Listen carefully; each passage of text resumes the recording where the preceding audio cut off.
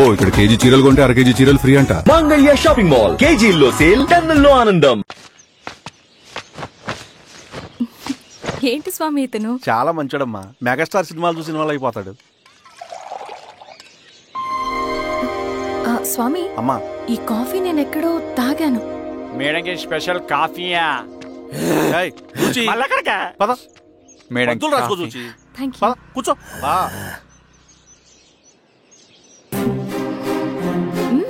Coffee బాగుంది. ఎవరు చేశారు? మా రవణ పెట్టాడమ్మా. రవి? ఎవరు రమ్మన? రవణ మేడం పిలుస్తున్నారు.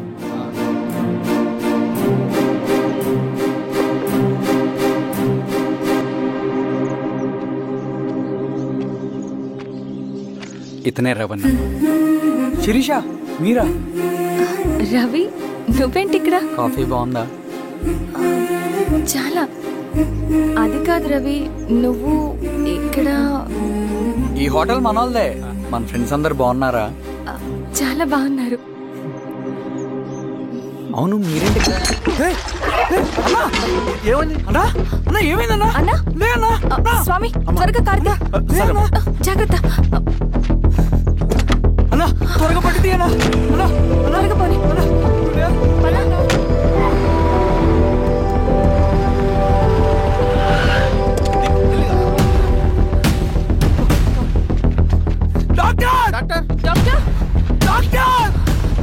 ఏమైంది డాక్టర్? త్వరగా చూడండి డాక్టర్. లోపల తీసుకురండి.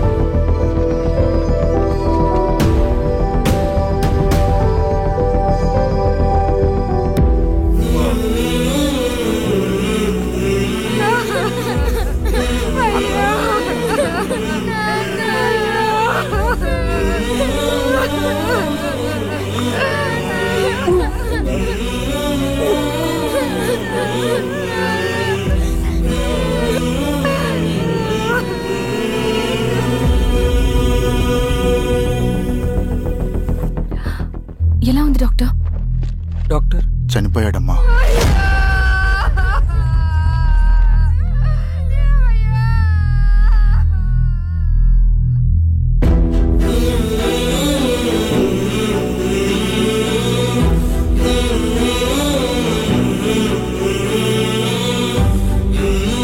ఆ పేపర్స్ ఏంటి రవి? అతని భూమికి సంబంధించిన పేపర్స్. ఒక సంవత్సరం నుంచి ఈ పేపర్స్ పట్టుకుని ప్రతిరోజు ఎంఆర్ ఆఫీస్ చుట్టూ తిరిగేవాడు. భూమిని తాకట్టు పెట్టి అప్పు తీసుకున్న పాపానికి టైంకి వడ్డీ కట్టలేదని అప్పిచ్చిన ఆ దొర ఎంఆర్ఓ ఆఫీసులో లంచం ఇచ్చి భూమిని తన పేరు మీద రాయించుకున్నాడు. ఈ ఎంఆర్ఓ ఆఫీసులో ఎవరు నిజాయితీగా పనిచేయట్లేదండి. చెట్టు కట్టి నరకాలు ఒక్కొక్కడిని. నరికేయడమేంటి రవి? నువ్వు కాగితం మీద ఒక బొమ్మ గీస్తావు, ఒక చోట సరిగ్గా రాదు, ఏం చేస్తావు? ఎరేజర్తో సరిచేస్తావా లేకుంటే ఆ పేపర్ని చింపేస్తావా?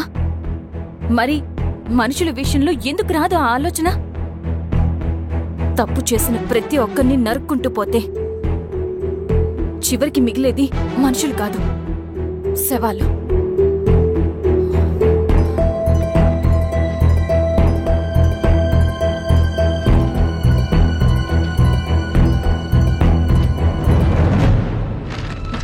పదరవి రా.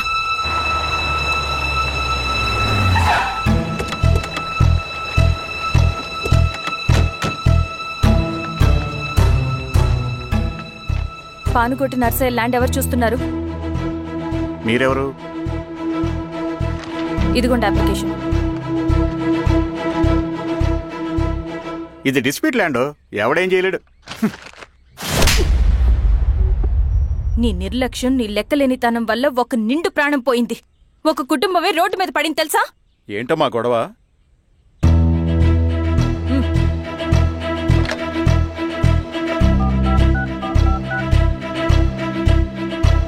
Hello sir.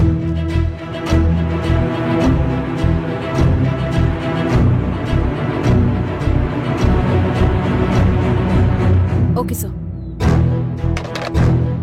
You are dismissed. Pion! నేను ఒక పేపర్ ఇస్తాను, అది కలెక్టర్ గారికి ఫ్యాక్స్ చేయి. అలాగే మేడం. ఎవరమ్మా మీరు? ఈ ఊరికి కొత్తగా వచ్చిన ఎంఆర్ఓ.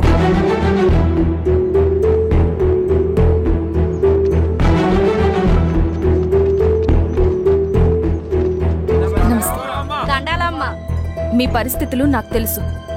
పని చేస్తేనే మీకు పూట గడుస్తుంది. పనులు మానుకుని మీరు ఈ ఆఫీస్ చుట్టూ తిరగాల్సిన అవసరం లేదు. మరి ఎట్టాగమ్మా? నేనే మీ ఊరొస్తాను. ఆ రోజు అరగంట వీలు చూసుకుంటే చాలు, మీ పని పూర్తయిపోతుంది. దండాలమ్మా.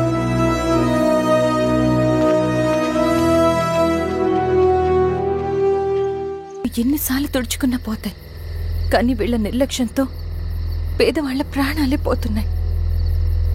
అన్నయ్య, మన ఊరి సమస్య పేదరికం కాదు, నక్సలిజం. నాలాంటి ప్రభుత్వ ఉద్యోగులు వాళ్ళ డ్యూటీలు సక్రమంగా చేయకపోవడం వల్ల విసిగిపోయిన జనం అడవిలో వాళ్ల హెల్ప్ తీసుకుంటున్నారు. ఒక వ్యవస్థ ఇక్కడ సరిగ్గా పనిచేయనందుకే మరో వ్యవస్థ అక్కడ పుట్టింది.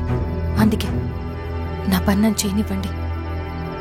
స్నానం చేసి రండి, భోజనం చేద్దాం.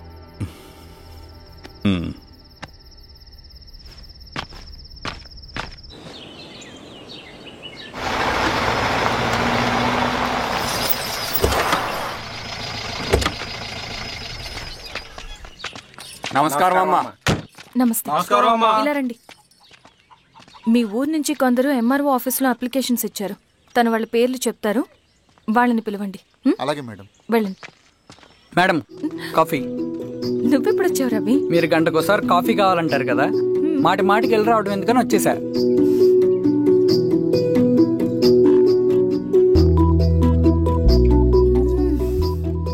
రవి, ఈ కాఫీ కోసమైనా నేను పెళ్లి చేసుకోవచ్చు. అదేంటి అలా అనేసారు? That's a compliment. భలే వారండి బాబు. దండాలమ్మా. నమస్తే. ఇలా ఇవ్వండి. చెప్పండి మీ సమస్యలేంటో. పేరు తలుపుల వీరాంజనేయులు. ఉన్నది 3 ఎకరాల పొలం. చెన్నుపాటి ధనుంజయరావు అనే మహానుభావుడు అందులో 2.5 ఎకరాల భూమిని తన పేరు మీద రాయించుకున్నాడు. అడిగితే నీ దిక్కున్న చోటు చెప్పుకోమన్నాడు. దిక్కులేనాడు కాబట్టి 1/2 ఎకరం భూమి మీదే పెద్ద కుటుంబాన్ని నెట్టుకొస్తున్నాడు. అవునమ్మగారు, ఆ పొలం ఎలాగైనా తిరిగిపించేయండి అమ్మగారు. ఆ పొలం కోసం 3 సంవత్సరాల నుంచి తిరుగుతున్నాను అమ్మగారు. వీరబాబు, వీళ్ళందరి దగ్గర కలెక్ట్ చేసుకో. మేడం, దాదాపుగా ఇక్కడ ఉన్న వాళ్ళందరూ పరిస్థితులు ఇవే. వీళ్ళ సమస్యలు పరిష్కారం కావాలంటే మాట్లాడాల్సింది వీళ్ళతో కాదు మేడం, మన ఊరి పెద్ద మనుషులతో. ఇందు మూలంగా 50 మంది గ్రామ ప్రజలకి తెలియజేయదేవనగా శ్రీరామగిరి గ్రామ పంచాయతీ మోతుబరి రైతులు, సన్న చిన్నకారు రైతులందరూ రేపు ఉదయం 10 గంటలకి ఎంఆర్ఓ ఆఫీస్ దగ్గరికి రావాలా.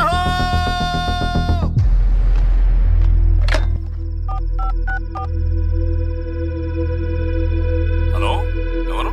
నమస్తే బాబాయ్, నేను ఈశ్వర్ రెడ్డి. ఎలా ఉన్నావు? బాగున్నా. చెప్పు బాబాయ్, శిరీష్ ఎంఆర్ ఆఫీస్లో భూ సమస్యల గురించి రేపు మీటింగ్ ఏర్పాటు చేసింది. ఈ విషయం మన వాళ్ళంతా ఎలా తీసుకుంటారో అర్థం కావట్లేదు. అందుకనే మీకు ఫోన్ చేశాను. శిరీష్ చెప్పింది చేయండి, అదే మనకు కలిసి వస్తుంది. సరే బాబాయ్, ఉంటాను.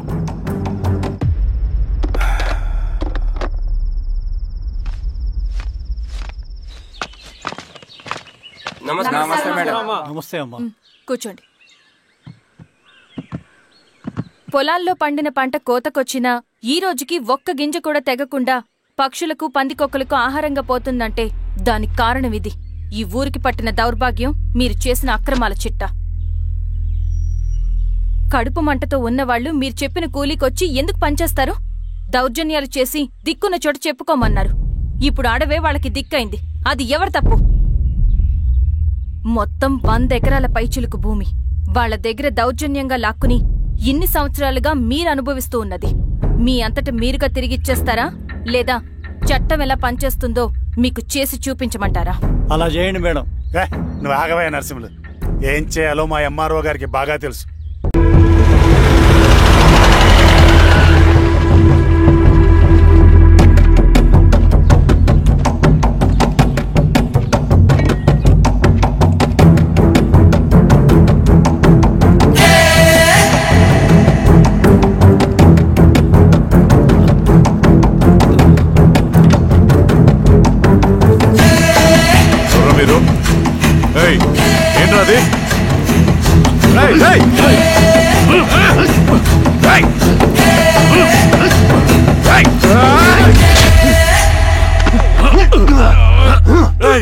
ఎవరు మీరు? ఏం కావాలి?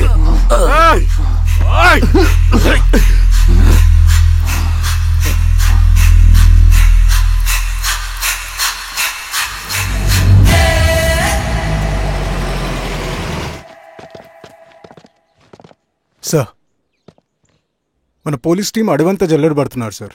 You don't worry sir. చూడు ఇన్స్పెక్టర్, సాయంత్రంలో పేశ్వరయ్య ఇంట్లో ఉండాలా.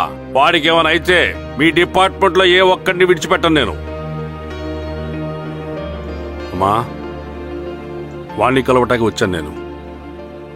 ఇంతలో ఇలా జరిగిపోయింది. నువ్వు ధైర్యంగా ఉండమ్మా. సార్, ఈ కంప్లైంట్ మేడం సైన్. ఇదిగో, దీని మీద సంతకం పెట్టమ్మా.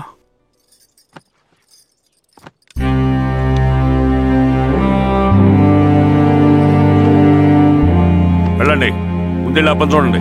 సార్.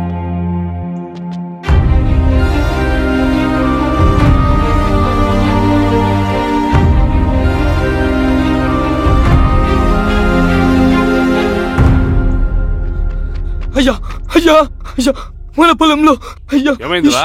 ఈశ్వర్య శవం శవం శవం. చల్లారెడ్డి,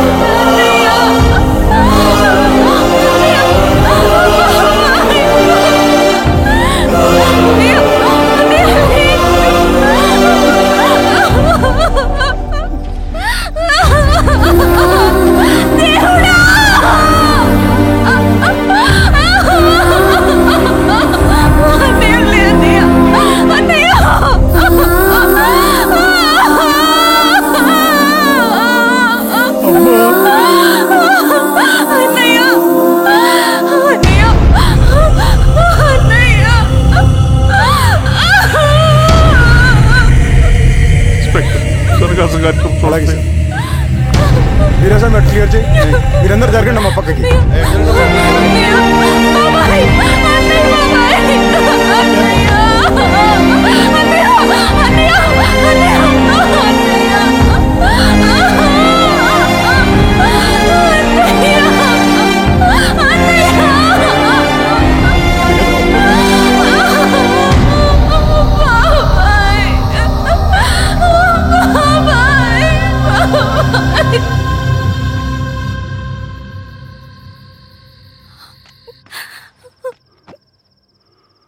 ఊరుకో అమ్మా, ఊరుకో. నలుగురికి మంచి చేయాలన్నది మీ అన్నయ్య కళ. అలాంటి వాడిని పొట్టను పెట్టుకున్నారు. ఆ కళ మధ్యలోనే ఆగిపోకూడదమ్మా. ఇందులో సంతకం పెట్టు. బాబాయ్, మీ అన్నయ్య ఆత్మ శాంతించాలంటే నువ్వు ఈ పని చేయక తప్పదమ్మా. కానీ బాబాయ్, నేను ఈ పరిస్థితుల్లో. అమ్మా, పరిస్థితులు చక్కబడాలంటే మనం పవర్లో ఉండాలి. ఇదిగో, నువ్వు పెట్టిన ఒక్క సంతకం చాలా మంది జీవితాలు మార్చింది. నువ్వు పెట్టబోయే ఈ సంతకం ప్రజాస్వామ్యాన్ని బతికిస్తుంది. పెట్టమ్మా.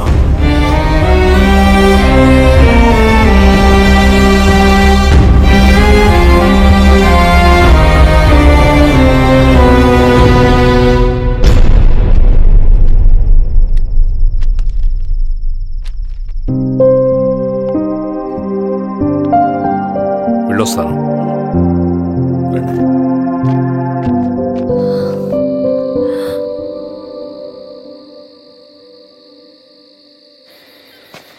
లాల్ సలాం కామ్రేడ్.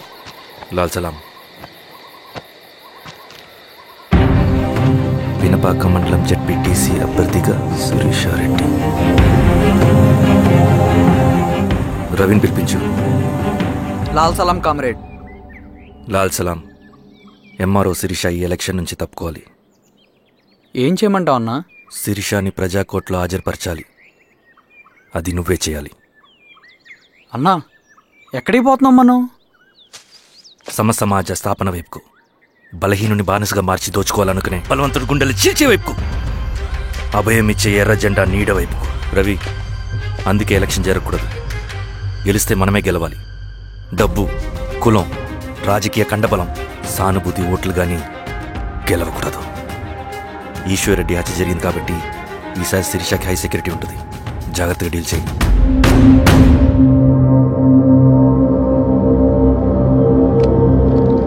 ఇక్కడ విప్లవ లక్ష్యాలకే తప్ప ఎమోషన్కి చోట్లేదు రవి. హత్యకి గురైన నరసింహులకు 2 పసిబిడ్డలున్నారు. అలాంటి ఎందరో పసిబిడ్డల భవిష్యత్తు కోసం మనం ఇచ్చేసినాం రవి. రవి, సెకండ్ వరల్డ్ వార్లో జర్మన్ సైన్యం స్టాలిన్ కొడుకుని బంధించింది. తమ జనరల్స్ని వదిలిపెడితే గాని నీ కొడుకును వదిలిపెట్టమని బేరం పెట్టింది. స్టాలిన్ ఏం చేశాడో తెలుసా? దేశం కోసం తన కొడుకుని వదిలేసుకున్నాడు. కానీ జనరల్స్ని వదిలిపెట్టలేదు. అది కమిట్మెంట్ అంటే. అదే కమిట్మెంట్ నీకు మన ఉద్యమం పట్ల ఉంటే వెళ్ళి శిరీషను తీసుకురా.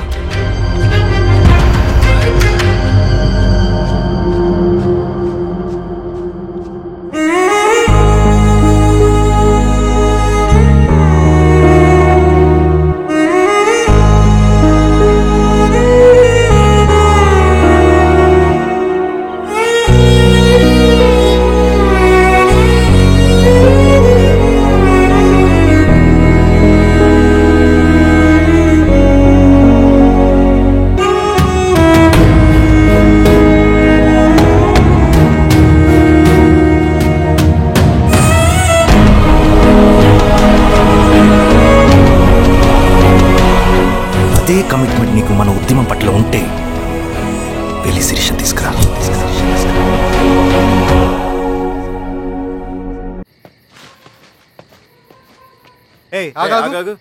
సార్, రవి మనోడేరా? వెళ్ళు. అమ్మా, భోజనం తీసుకురమ్మంటారా? నాకేమొద్దు. భోంచేయకపోతే ఆరోగ్యం పాడవుతుంది శిరీష. నువ్వు వెళ్ళి తీసురా అమ్మా. సరే. రవి, నాకు ఒక మంచి కాఫీ చేసిస్తావా? తలనొప్పిగా ఉంది. చేసిస్తా కానీ తర్వాత నువ్వు భోంచేయాలి.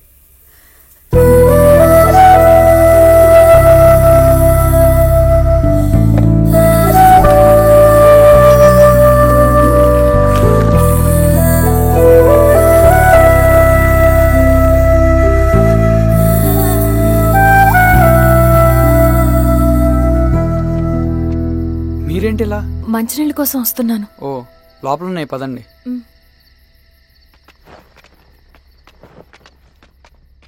ఇదిగోండి మంచినీళ్ళు.